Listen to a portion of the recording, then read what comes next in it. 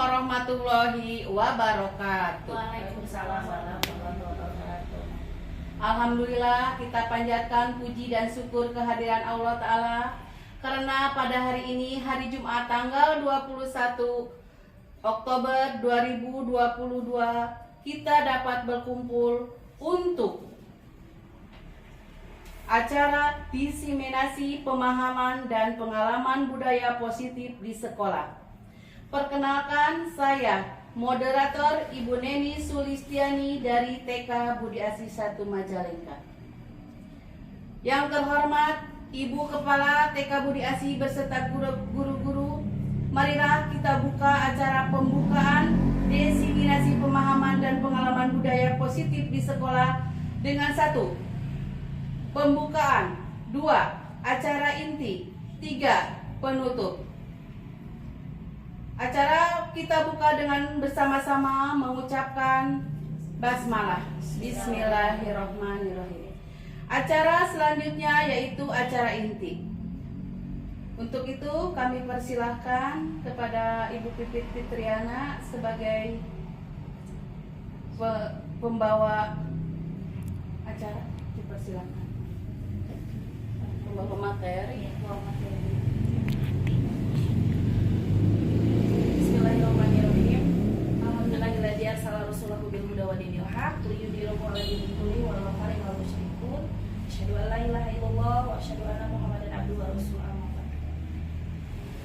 Puji dan syukur kita panjatkan kehadiran Allah Subhanahu wa taala bahwasanya hari ini hari Jumat tanggal 21 Oktober 2022 alhamdulillah kita masih diberi kekuatan, kesehatan sehingga kita bisa berkumpul di sekolah yang kita cintai ini. Salawat dan salam kita limpahkan kepada junjungan Nabi kita Muhammad SAW beserta sahabat dan keluarganya hingga kita sebagai umatnya di akhir zaman. Amin ya rabbal alamin. Yang terhormat Ibu Kepala TK Budi Asih 1, yang terhormat Ibu Guru dan semuanya. Apa kabar? Sehat ya? Mudah-mudahan Alhamdulillah, luar biasa, tetap semangat. Allahu Akbar. Ibu-ibu, mohon maaf sebelumnya saya akan membawakan tentang aksi nyata modul 1.4 tentang budaya positif dengan tema menyebarkan pemahaman dan pengalaman penerapan budaya positif sebagai pengimbasan dari sudah terlaksananya atau sudah selesainya modul yang saya pelajari dari modul 1.1, 1.2, 1.3 dan 1.4 dalam program calon guru penggerak. Baiklah Ibu, kita mulai saja acaranya ya.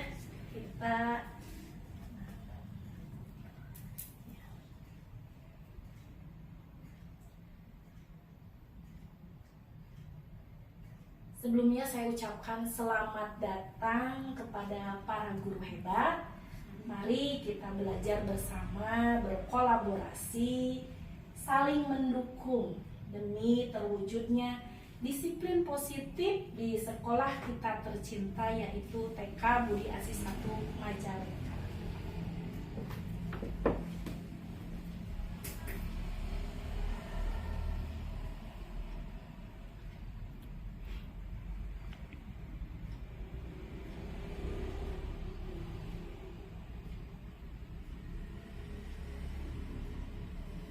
Izin ini ya Bu, saya ke sebelah sini aja.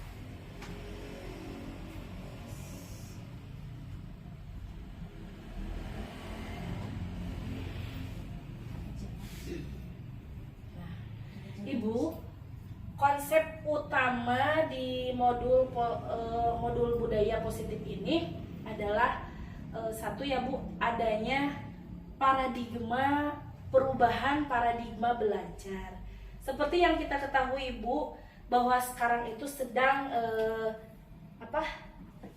semaraknya ya tentang profil pelajar Pancasila dengan kurikulum Merdeka. Nah itu mungkin adalah suatu perubahan paradigma ya Bu, paradigma belajar. Terus yang kedua disiplin positif. Disiplin positif itu seperti apa ya? Nah, yang dimaksud dengan disiplin positif. Terus yang ketiga adalah kebutuhan dasar manusia. Yang keempat, motivasi perilaku manusia. Motivasi itu dorongan yang menyebabkan seseorang berperilaku, dan ini juga dipelajari Ibu di modul ini ya, di modul 1.4 ini. Yang kelima adalah posisi kontrol restitusi, dan yang keenam adalah keyakinan kelas, serta yang terakhir adalah segitiga restitusi. Jadi kita akan mempelajari berapa Bu? 1, 2, 3, 4, 5, 6, 7 ya. Dari perubahan paradigma belajar, disiplin positif, kebutuhan dasar manusia, motivasi perilaku manusia, posisi kontrol restitusi, keyakinan kelas, dan segitiga restitusi.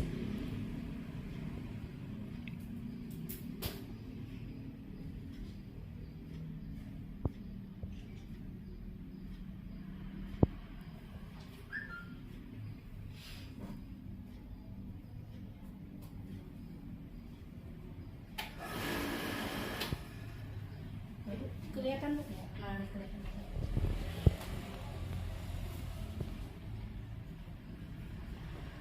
Pembelajaran dengan paradigma baru. Ya. Pembelajaran dengan paradigma baru dirancang berdasarkan prinsip pembelajaran yang terdiferensiasi, sehingga setiap siswa belajar sesuai dengan kebutuhan dari tahap perkembangannya untuk mewujudkan profil pelajar Pancasila. Seperti yang sudah kita tahu ya ibu-ibu, bahwa ada berapa Bu tentang pelajar Pancasila tuh? Ada 6 aspek, betul sekali ya. Yang pertama adalah beriman, bertakwa kepada Tuhan Yang Maha Esa dan berakhlak mulia. 1. Terus yang kedua adalah kebinekaan global. Yang ketiga adalah bergotong royong. Yang keempat adalah kreatif. Yang kelima adalah bernalar kritis, dan yang keenam adalah mandiri.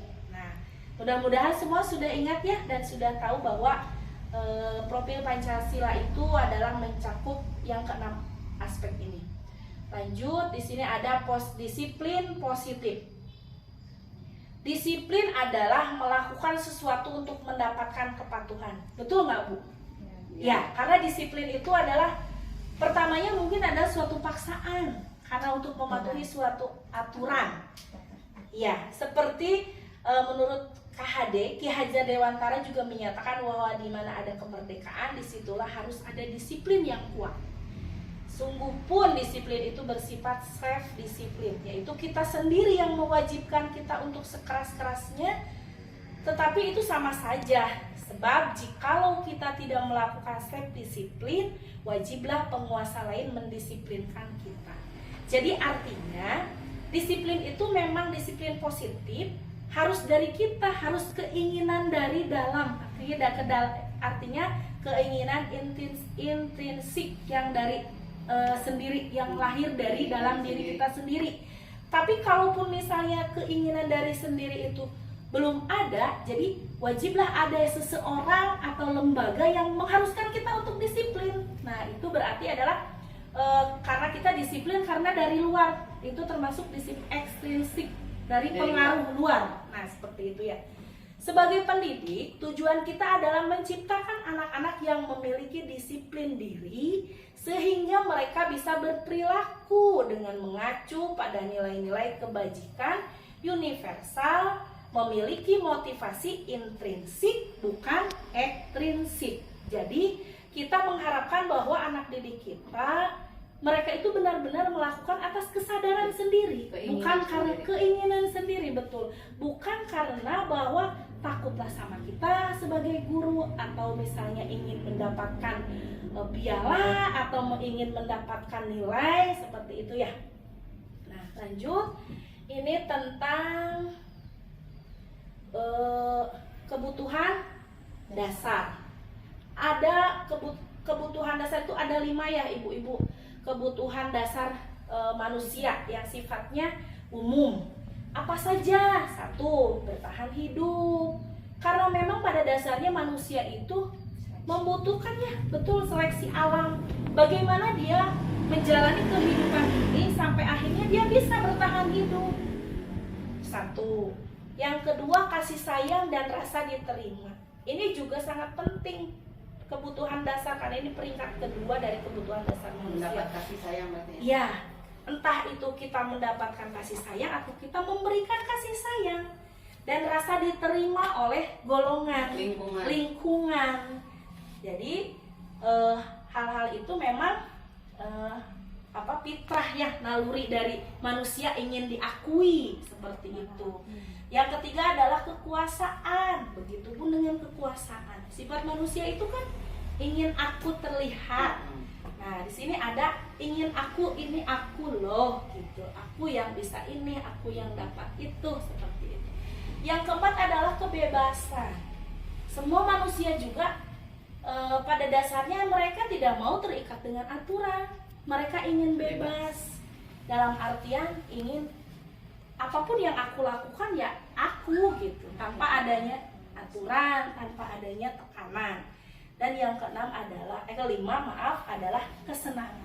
Dan ini juga menjadi kebutuhan dasar manusia.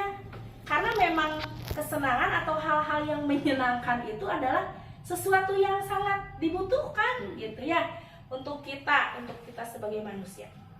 Lanjut, sekarang tentang motivasi perilaku manusia. Coba ibu-ibu, saya mau tahu ya, kalau motivasi itu kira-kira apa? Dorongan, jadi ya, keinginan. Betul ya. Jadi motivasi itu adalah dorongan yang timbul pada diri seseorang secara sadar maupun tidak sadar untuk melakukan suatu tindakan dengan tujuan tertentu. Jadi di motivasi ini tidak hanya sebatas motivasi, ada tujuan. Bu Neneng misalnya karena lapar motivasinya, terus membawa piring karena ingin makan, seperti itu ya. Diana Gosen, ini menurut Diana Gosen dalam bukunya Restructuring School Discipline menyatakan ada 3 motivasi perilaku manusia, ada 3 motivasi yang melatar belakangi ya manusia itu, motivasi manusia, perilaku manusia. 1, bahwa manusia itu ya paling tidak mau itu kalau misalnya mendapat hukuman. Siapapun termasuk anak didik kita itu tidak mau gitu. Jadi 1, menghindari hukuman. Yang kedua, mendapatkan imbalan atau penghargaan dari orang lain, dan kita senang ketika melakukan itu ya. Kita istilahnya disiplin pagi-pagi, terus nanti kita dapat penghargaan misalnya dari ibu kepala, dapat nilai yang bagus, dan itu memang sesuatu yang diharapkan gitu. Terus yang ketiga, untuk menjadi orang yang mereka inginkan dan menghargai diri sendiri dengan nilai-nilai yang mereka percaya. Jadi untuk yang motivasi ketiga ini, saya ingin menjadi apa? Mungkin saya ingin disebut sebagai yang terajin, misal. Jadi motivasinya kalau ingin disebut yang terajin, bisa jadi ke sekolahnya paling pagi, seperti itu ya. Nah, lanjut, di sini juga ada konsep disiplin dengan identitas gagal. Kenapa nih ada istilah dengan identitas gagal? Apakah konsep disiplin ini tidak baik? Coba saya mau tanya, baik tidak konsep disiplin? Baik, sangat baik. Namun pada pelaksanaannya kadang saya sendiri juga masih ada hal-hal yang menurut saya betul, tapi setelah saya mempelajari modul 1.4 ini ternyata banyak sekali kekeliruan yang saya dapatkan. Seperti di konsep disiplin dengan identitas gagal itu adalah ada hukuman. Kenapa hukuman itu dikategorikan dengan identitas gagal? Karena hukuman itu 1, menyakitkan juga ya. Kadang si anak teh ujung-ujung tiba-tiba dihukum. Dalam artian terlambat sekolah, ada hukuman. Tapi insya Allah kalau di TK tidak ada ya untuk hukuman. Terus anak itu ketika dia melakukan adanya kesalahan, takut, merasa ketakutan. Terus ada perasaan tidak nyaman. Terus untuk menutupi kesalahannya, kadangkala kita juga berbuat tidak jujur, berbohong, itu ya. Seperti misalnya ada anak, kenapa hari ini terlambat? Supaya tidak dihukum, si anak itu bilang, aku misalnya karena mama aku masak dulu, atau karena motor aku mogok. Padahal memang kesalahan ada di anak sendiri, mungkin karena si anak bangunnya terlambat, seperti itu. Terus kalau sudah mendapat hukuman, pastilah ada perasaan rendah diri bahwa saya itu salah gitu. Dan itu tidak diperbolehkan. Apakah dengan penghargaan untuk konsep disiplin diperbolehkan? Kalau tadi hukuman sudah jelas ya, karena sifatnya tidak baik gitu. Kalau penghargaan boleh. Tapi saya di sini kan dengan identitas gagal. Berarti antara hukuman dan penghargaan itu tidak lebih baik. Karena kenapa? Kalau dengan penghargaan sepertinya memang kelihatannya baik ya, tapi nanti motivasi si anak teh ingin mendapatkan hadiah, bukan dari sendirinya. Terus nanti kalau misalnya nih, misal ya di kelas saya yang paling rajin itu Wafi, yang paling duluan itu Wafi semester dikasih bintang terus, nanti ada menimbulkan rasa iri untuk temannya. Wah, Wafi lagi seperti itu. Terus nanti ada mematikan kreativitas. Jadi si anak itu orientasinya karena saya ingin bintang, saya ingin pagi-pagi, udah pokoknya pagi-pagi biar bintang saya banyak. Yang keempat, hanya efektif jika digunakan dalam jangka pendek. Kalau terus-menerus digunakan dalam jangka panjang, tidak mempan. Terus yang kelima, hilangnya motivasi dari dalam. Itu yang tadi, motivasi intrinsik itu. Ya, lanjut. Sekarang ada konsep disiplin dengan identitas sukses. Konsekuensi dan restitusi. Apa nih kira-kira? Kalau konsekuensi itu memang semodel penawaran ya, tapi nanti ada konsekuensinya, ada sesuatu yang harus dilakukan. Kalau konsekuensi memang kelihatannya juga seperti baik ya konsekuensi itu. Nah misalnya nih ada anak yang terlambat ke sekolah karena tidak memakai waktu upacara ya, tidak lengkap, tidak memakai topi dasi seperti itu. Ketika kita tanya kenapa AA atau Teteh tidak memakai topi, anak kan bilang misalnya lupa atau ketinggalan. Wah, berarti Teteh boleh nih gitu misalnya ya ikut upacara misal. Tapi nanti Teteh kalau udah upacara, nah ini konsekuensi. Tapi nanti Teteh sesudah upacara misalnya, Teteh nanti beresin mainan ya. Nah, karena hari itu AA dan Teteh tidak memakai topi, tidak memakai atribut kelengkapan di saat upacara, boleh ikut tapi nanti harus. Nah, itu yang disebut konsekuensi. Dan memang kalau konsekuensi itu sudah dibicarakan, tadinya memang ada gitu. Kalau hukuman itu tidak mendasar. Kalau hukuman itu hanya karena langsung saat itu gitu. Kalau teguran langsung. Iya, kalau hukuman di sini hukuman. Jadi hukuman itu langsung, tidak ada dasar istilah, kalau tidak dasar fikihnya, tidak ada dasar kesepakatannya gitu ya. Saya bacakan ya, kalau konsekuensi itu jangka pendek, berlaku untuk jangka pendek. Dan kalau konsekuensi itu harus adanya monitoring. Jadi harus adanya tindak lanjut, adanya modelan pemantauan, di monitoring nih. Terus adanya stimulus dan respon. Misalnya gini, kenapa tidak pakai topi terlambat, atau karena tidak pakai topi pas upacara bendera hilang atau apa. Nanti kalau misalnya minggu depan harus pakai topi ya. Nah, itu anak pasti kan jawab, "Iya, Bu." Saat itu pasti, nah itu yang disebut respon. Kalau stimulusnya nanti minggu depan tidak boleh diulangi lagi ya. Harus memakai atribut upacara dengan lengkap. "Iya, Bu." Nah, si anak kan langsung saat itu spontan menjawab, "Iya, Bu." gitu. Nah, itu yang disebut respon. Terus menghormati aturan, betul. Kalau di konsekuensi itu adalah untuk menghormati aturan dan tidak diberikan kesempatan untuk berpikir. Jadi seperti misalnya ada kasus yang tadi ya, ketinggalan topi. Kita langsung menjas, hilang ya topinya, lupa ya. Padahal mungkin si anak itu akan bilang dulu misalnya, "Memang hari ini aku tidak memakai topi, aku lupa menyimpannya atau karena di rumah sedang mengadakan renovasi. Tapi kita kan langsung tiba-tiba ketinggalan ya, lupa ya, nyimpennya ya.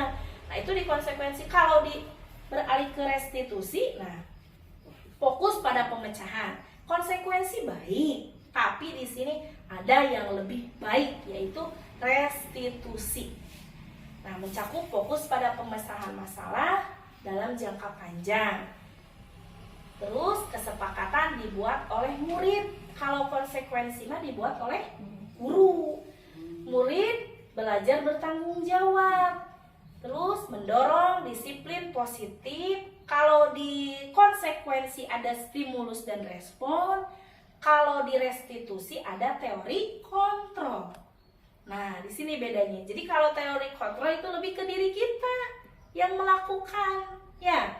Terus yang terakhir adalah murid bersemangat memperbaiki kesalahan di restitusi itu. Sekarang kita beralih ke apa ya restitusi? Nah, pendekatan prinsip disiplin pendekatan restitusi.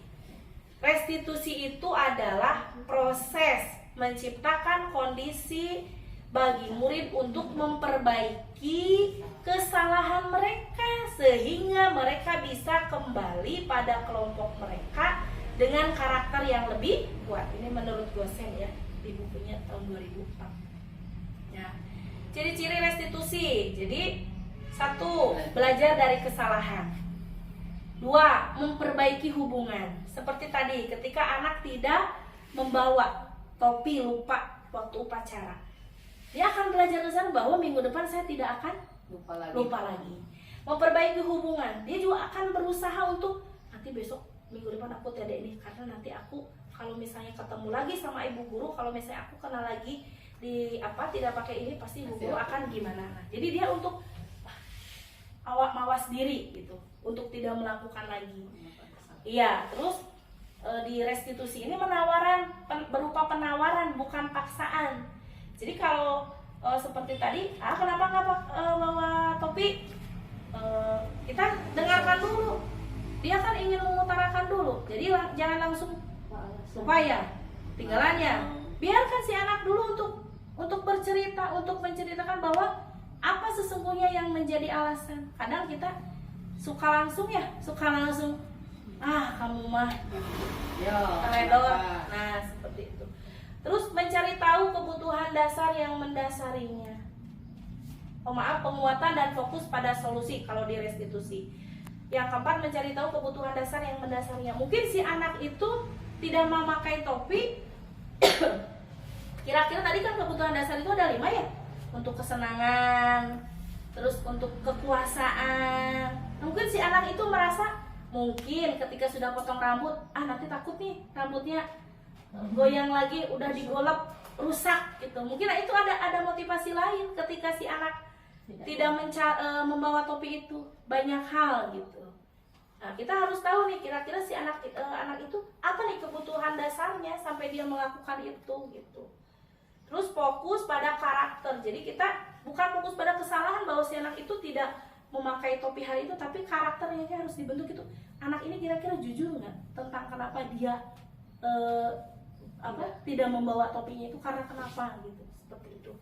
Menguatkan dan fokus pada solusi 2 kali ya. Terus menuntun kanan kiri tindakan siswa, bahwa kita memang guru adalah menuntun kanan kiri siswa. Jadi penengah. Menuntun maksudnya tindakan apapun yang anak-anak kita lakukan itu memang kita harus selalu menuntunnya, memberitahunya, untuk mengapingnya sampai si anak itu menemukan keselamatan dan kebahagiaan. Itu menurut Ki Hajar Dewantara ya, filosofi KHD. Nah, sekarang ada perbedaan nih. Kasusnya di kelompok saya, Ibu, ada siswa yang tidak mau duduk ya bersama temannya, padahal sebelumnya sudah membuat kesepakatan untuk pemilihan teman duduk. Jadi karena kami di kelas B2 itu kalau duduk kita memakai kartu angka, dan itu merupakan absen dari perorangan, karena dari awal sudah seperti Alona itu adalah nomor absen 1. Ayumi dan masing-masing anak itu memiliki nomor absen. Sampai untuk duduk pun saya sengaja setelah berdoa kita memakai kartu itu, memakai kartu angka. Si anak mengambil satu. Nah, jadi ceritanya di sana tertera, apakah di kartu itu tertera nama? Bukan, tapi tertera angka. Namun si anak belajar untuk ini siapa nih? Angkanya itu, mengenal angka juga dan mengenal juga kepemilikan angka itu atas nama siapa. Nah, sampai akhirnya tidak maulah ini, si anak itu tidak mau menolak. Tahu siapa Iya. yang menjadi teman itu. Di sini adanya hukuman. Misalnya kalau misal saya ya sebagai ibu gurunya memberikan hukuman, langsung mungkin kamu kenapa tidak mau duduk dengan itu, padahal kita udah kesepakatan gitu kan, bahwa kita itu akan saling menghormati, saling menyayangi dengan teman. Ya sudah, karena kamu tidak mau, misalnya, ayo kamu hormat kepada bendera misalnya sama 10 menit. Nah, mungkin di sini akan ngomel-ngomel kan ibu guru teh kalau berupa hukuman gitu kan, hanya kasusnya anak tidak mau duduk dengan teman itu, bla bla bla bla segala macam gitu. Jadi kalau di sini hukuman itu tidak mendidik dan tidak ada hubungannya dengan kasus si anak. Kan kasusnya si anak hanya tidak mau duduk dengan temannya. Tapi kenapa waktu itu misalnya saya mengharuskan atau menghukum si anak itu untuk hormat bendera 10 menit? Tidak nyambung kan kalau secara ini gitu. Nah, kalau hukuman itu biasanya begitu. Jadi saat kenanya aja saat itu apa yang ini dipikirkan, ya udah gitu. Sekarang konsekuensi ya. Konsekuensi mungkin ada lebih ini ya gitu. Guru akan menyuruh siswa untuk memilih temannya yang lain. Oke, kamu misalnya tidak mau dengan nomor 5 misalnya. Kita ganti ya, kamu ngambil lagi kartu. Tapi nanti kamu konsekuensinya sesudah istilahnya sudah duduk, kamu harus membereskan mainan dulu. Nah, itu konsekuensi harus membereskan mainan dulu, gitu seperti itu ya. Nah, tapi kalau di sini sifatnya konsekuensi itu guru tegas dan siswa akan menghormatinya. Gak apa-apa lah kalau begitu mah. Nanti anak akan begitu. Saya gak apa-apa milih teman lagi dan nanti saya akan membereskan mainan. Karena mungkin si anak juga ada perasaan menghormati guru ya, si siswa juga gitu. Kalau di restitusi, guru akan menanyakan dan sifatnya terbuka. Sebetulnya kenapa kamu tidak mau duduk dengan teman yang ini? Ayo ceritakan. Nah, jadi kita mencoba untuk mengajak ngobrol dulu sampai misalnya si anak itu berkata, misalnya karena si A-nya itu misalnya jahil, atau misalnya itu galak, seperti apa. Nah, di sini guru itu terbuka. Jadi guru itu tidak langsung untuk menjudge anak begini, tapi di restitusi itu kita adanya dialog. Kita adanya, nih anak ini kenapa? Pasti anak itu ada alasan. Terus ada juga kebutuhan dasar yang tadi dia inginkan, mungkin dengan teman yang ini dia tidak nyaman. Karena kan di awal kita ada kebutuhan dasar rasa diterima. Mungkin si anak ini karena beda ya, karena anak-anak itu kan karakteristiknya berbeda gitu. Mungkin dia tidak nyaman dengan yang anak itu. Nah, lanjut. Ini ada 5 posisi kontrol restitusi. Nih, 5 posisi kontrol kita ya ibu-ibu sebagai pendidik. 1 adalah penghukum. Kalau penghukum yang seperti tadi, langsung gitu, langsung marah-marah, langsung tanpa ada hubungan ya, adanya hubungan dengan kasus si anak itu kan, seperti itu. Terus yang kedua adalah pembuat rasa bersalah. Bagaimana nih pembuat rasa bersalah? Jadi ketika si anak melakukan kesalahan, si ibu guru itu, ayolah, kamu gak kasihan nih sama ibu. Kalau misalnya kamu nanti terus-terusan, atau misalnya hari ini kamu gak pakai topi, terus ibu kepala tahu, berarti kelompok B2 tuh yang gak disiplin. Mau kan Bu Pipit, gara-gara kamu. Jadi kan si anak tuh ngerasa, oh ya, nanti Bu Pipitnya mungkin dimarahin sama bu kepalanya. Ya, terus teman. Kalau teman mungkin ini kita ya, ini ceritanya kita guru sebagai teman kepada anak.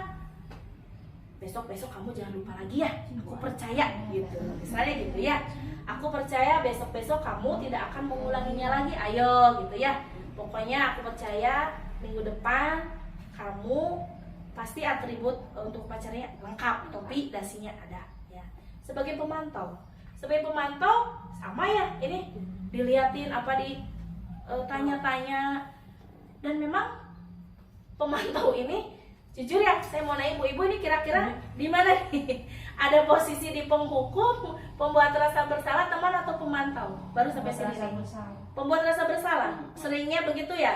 Seringnya Sambil kitanya jangan begitu dong gitu.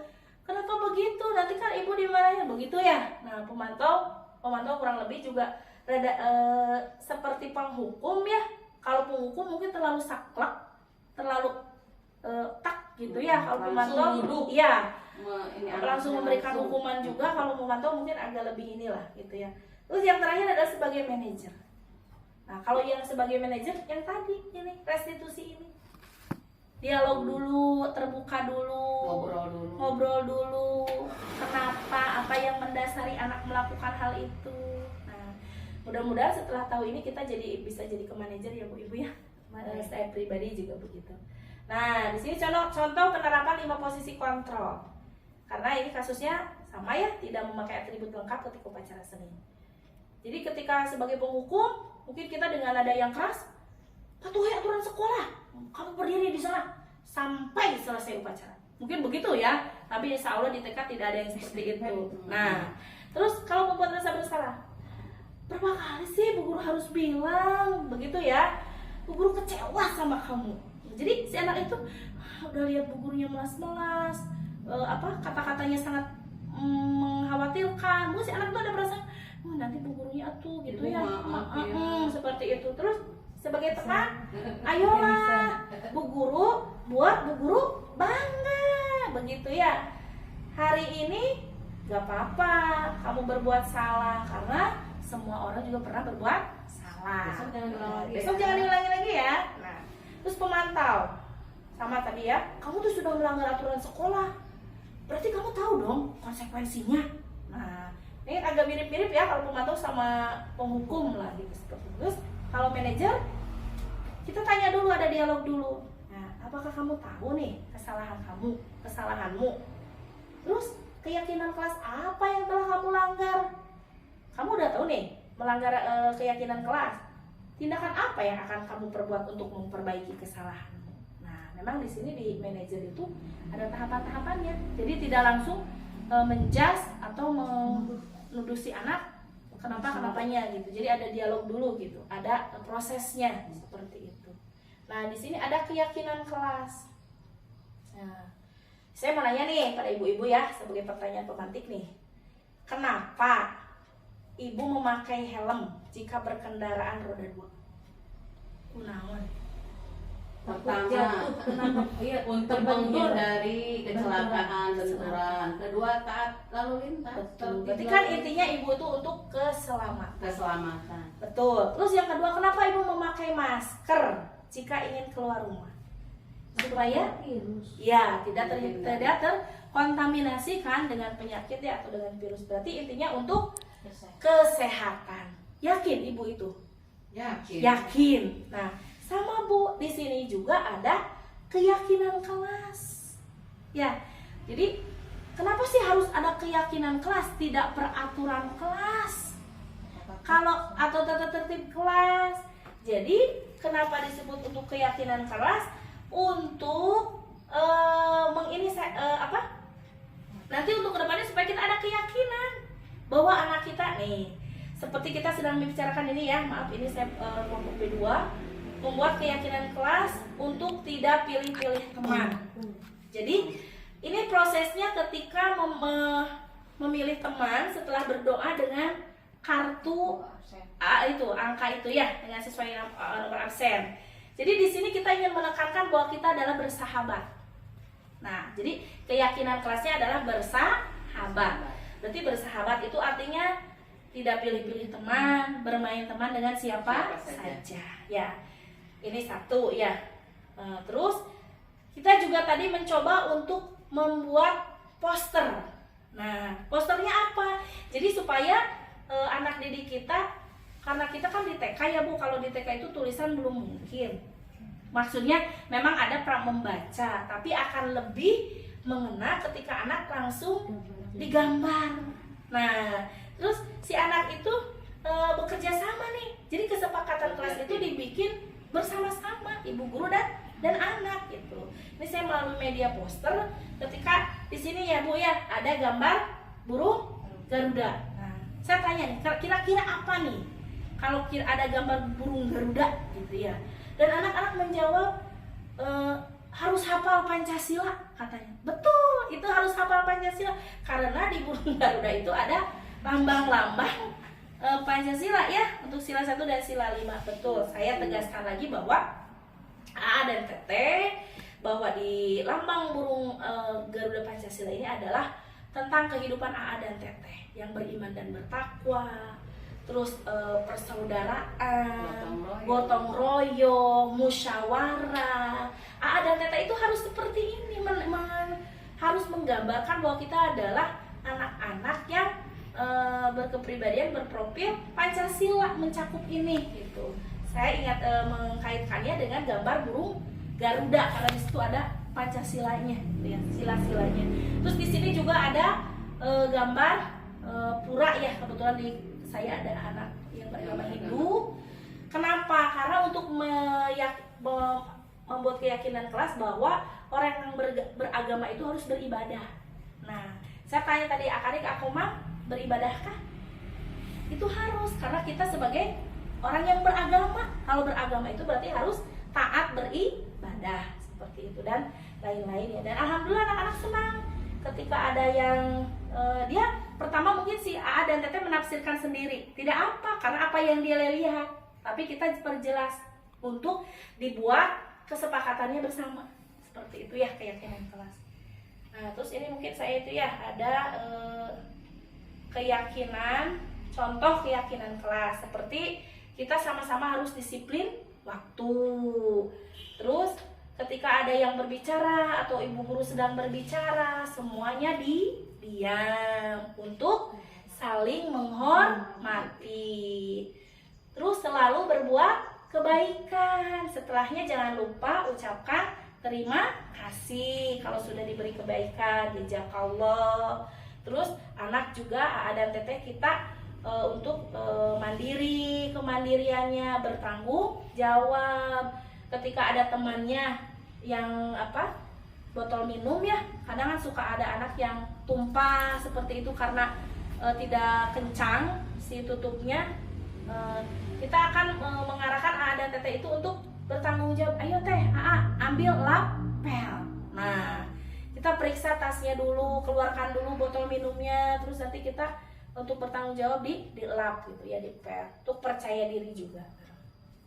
Lanjut, bagaimana pembentukan keyakinan kelas? Mungkin dari kata-kata atau dalam segala itunya ya yang berkaitannya. Di sini keyakinan kelas itu dibuat lebih abstrak dari peraturan. Jadi seperti tadi menyayangi ya, atau bersahabat dengan teman, jadi saling menghormati dengan teman, bermain dengan siapa saja, tidak membuli teman. Berarti intinya kita harus bersahabat gitu, seperti itu ya. Terus yaitu berupa pernyataan yang universal, yang menyeluruh. Jadi ini tidak ada ras-rasan, jadi di sini umum gitu, mau suku apapun. Jadi sifatnya nanti kata-kata agama apapun, nanti kata-katanya yang umum. Kita harus untuk saling menghargai, untuk disiplin waktu, untuk percaya diri. Nah, seperti itu. Dibuat dalam kata-kata positif. Tentu harus dalam arti kata positif, karena itu kan sebagai sugesti positif. Si kata-kata itu dibuat untuk kalau misalnya yang dibuatnya adalah kata-kata yang jelek atau bahasa yang jelek, tentu yang akan diserap oleh anak juga yang jeleknya. Jadi hindari untuk mengatakan tidak, seperti itu. Lebih baik langsung, misalnya kan tidak boleh berantem, kita ganti saja bersahabat, itu saling menyayangi, seperti itu pada tujuannya. Iya. Terus sedikit saja kata-katanya, jangan terlalu panjang, kasihan ya kalau panjang kan tidak ngena nantinya, malah si anak jadi apaan sih panjang banget gitu kan. Kalau ayo kita harus disiplin, Ayo kalau tidak ikutan nggak makan. Terus disesuaikan dengan kondisi kelas. Yang terakhir, semua warga sekolah untuk taat peraturan. Ya. Apalagi nih? ada segitiga restitusi. Nah, segitiga restitusi ini adalah seperti tadi ya, bahwa tahapannya adalah menstabilkan identitas. Ya, nah,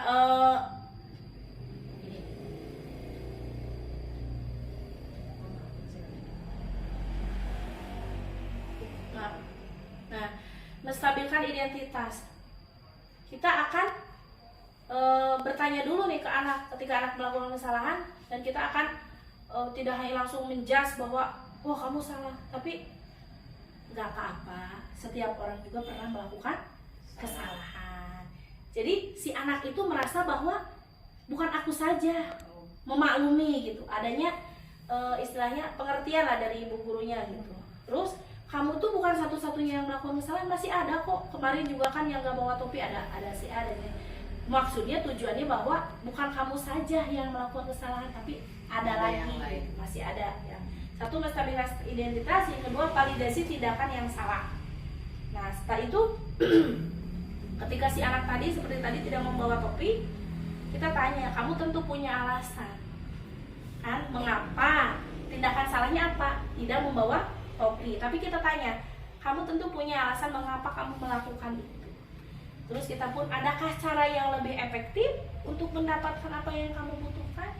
Mungkin setelah anak menjawab, nanti ibu mulai depan atau misalnya ketika topinya sudah ketemu, aku akan simpan misalnya di tempatnya, dan kita akan, ya betul, simpanlah sesuatu itu pada tempatnya supaya ketika AA dan Teteh mau memakai atau mencari sudah ada, seperti itu ya. Terus yang ketiga ini menanyakan keyakinan. Keyakinan kelas apa nih yang telah dilanggar ketika tadi AA dan Teteh tidak memakai topi? Disiplin berpakaian, ya, tidak disiplin gitu. Terus kamu ingin menjadi seperti orang yang seperti apa? Terus ditanya sampai nanti anak itu keluar gitu. Jadi si anak itu nanti akhirnya bercerita ya. Kalau di TK mungkin dengan kita sudah sering ya Bu melakukan hal-hal ini, cuman istilahnya saja gitu. Ini ada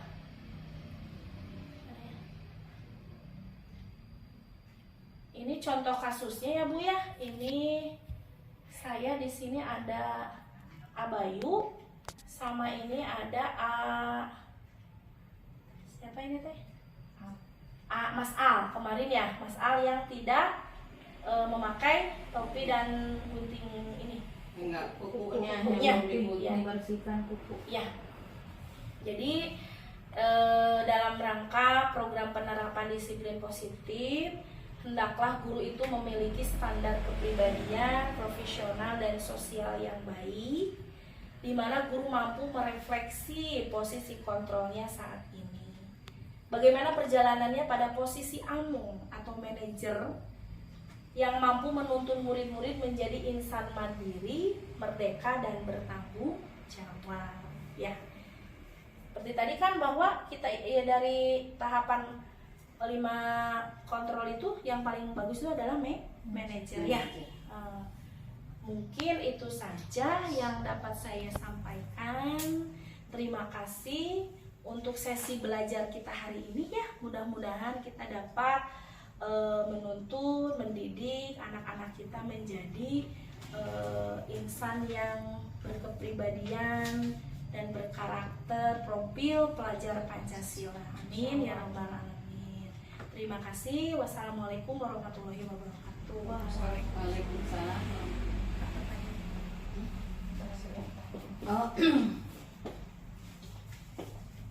Mangga untuk sesi selanjutnya, sesi tanya jawab kepada ibu kepala atau guru-guru yang lainnya, mangga dipersilakan.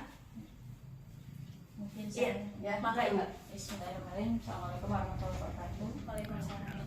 Ya, sebelumnya saya pribadi sebagai kepala sekolah mengucapkan terima kasih kepada Bu Pipit yang telah mengikuti pelatihan atau calon guru penggerak ini. Itu banyak informasi, masukan untuk kita semua. Mudah-mudahan kita bisa mengikuti perubahan ke arah yang lebih baik. Satu.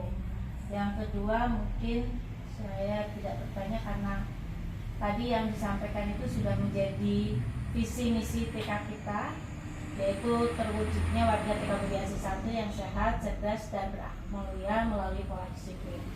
Dan insya Allah kita bisa memperbaiki apa-apa yang mungkin tadinya kita merasa itu sudah benar tetapi kurang benar ya. Itu kalau dikatakan tidak benar tidak boleh ya, kita menghindari kata tidak berarti kurang. Berarti kurang benar. Kita mari bersama-sama mencoba ke arah yang lebih baik dengan melakukan hal-hal teguran kepada anak ataupun sapaan dengan hal-hal yang positif terkait dengan ucapan kepada anak, ajak untuk bersama-sama seperti halnya di saat melepas sepatu, mari mengajak anak-anak untuk kembali menyimpan di rak sepatu. Begitu pula setelah menggunakan sendal saat berwudu juga sama, mengingatkan dan terus mengingatkan karena sesuatu disiplinan itu harus dilakukan yang terus menerus, diulang dan diulang, diingatkan kembali. Dan itu akan otomatis karena kita sering mengingatkan dan mengajak anak untuk melakukan hal tersebut secara berulang-ulang akan menjadi suatu kebiasaan. Itulah terwujudnya disiplin tadi. Karena contoh kita sudah melaksanakan kegiatan sholat, ya begitu anak berbaris otomatis kan, anak akan langsung wudhu. Nah itu mungkin perubahan ke arah yang lebih baik. Sekarang kegiatan untuk wudhu otomatis anak sudah berjalan, kemudian mencoba menata, merapikan sepatu dan sendalnya ke sepatu. Itu mungkin untuk kegiatan yang lain bisa disesuaikan. Itu saja. Kalau pertanyaan sih insya Allah tidak ada. Terima kasih kepada Ibu Kepala yang telah menambahkan ya, menanggapi materi yang disampaikan oleh Ibu Fitriana. Untuk selanjutnya mangga, ada lagi? Pas? Mungkin itu saja. Alhamdulillah ya Ibu-ibu, Ibu Kepala, penyampaian materi yang diberikan oleh Ibu Pipit Fitriana semoga dapat dikembangkan di TK Budi Asih 1 Majalengka. Kita akhiri acara ini dengan hamdalah. Wabillahi taufiq wal hidayah. Wassalamualaikum warahmatullahi wabarakatuh. Alhamdulillah.